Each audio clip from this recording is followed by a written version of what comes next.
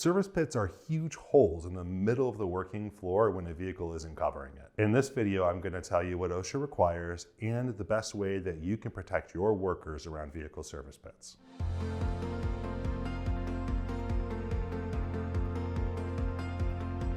My name is Julian and welcome to Simplified Safety. And today we're talking about the best way to protect your vehicle service pits. Service pits are great tools to use when you need to maintain or inspect the underside of a vehicle like a train or a bus. However, service pits are huge holes in the middle of the working floor when a vehicle isn't covering it. OSHA considers a vehicle service pit to be a hole. So we have to look at the hole section in the code. And so we have to use that section of the code when addressing fall protection. So according to OSHA, any hole that is 4 feet deep or more needs to have fall protection. There is an exception for vehicle service pits, and we'll get to that later in the video. The fall protection options available for holes are covers, guardrail, and a personal fall protection system. Some of these won't make sense for a vehicle service pit, and here's why. A guardrail will certainly protect your workers from falling into the service pit, but what do you do when you actually need a vehicle to drive over the service pit? Sure, you could remove it, but then this exposes the worker who is removing their guardrail to the pitfall.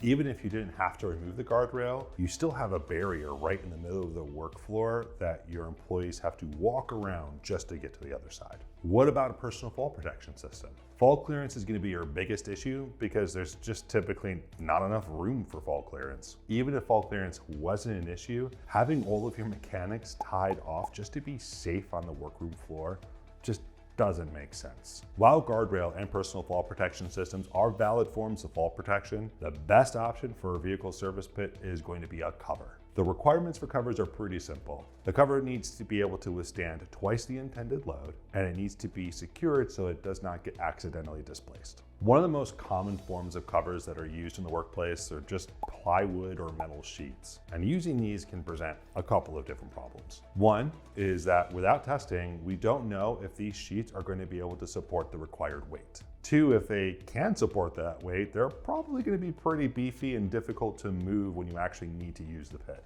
And the third problem is that these types of covers are typically not tied down and are subject to being accidentally displaced. Another common cover is a safety net system. Safety net systems can be an OSHA compliant system as long as they've been designed correctly. One con with using a safety net system is that they're not rigid and you can't walk on them, which means that the user is going to have to walk around the pit in order to get to the other side to continue doing their work. The best type of cover for your vehicle service pit is going to be a rigid engineered solution. A rigid engineered cover is going to be OSHA compliant. It's going to support twice the intended load, and it's going to be secured so it doesn't get accidentally displaced. A rigid engineered cover is going to be easy to use, which means that your team can install it, and once it's installed, only one person is required to operate it. And lastly, a rigid engineered cover is not going to interrupt your workflow. What that means is that your team can just walk right over that cover to get to the other side so they can get their job done faster.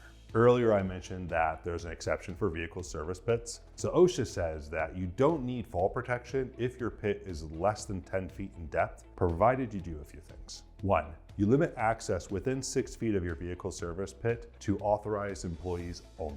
Two, add some form of clearly visible demarcation at that 6-foot line, like a painted line or warning line system. You can include multiple pits within this line as long as those pits are less than 15 feet apart. And three, add OSHA compliant signs that say caution open pit.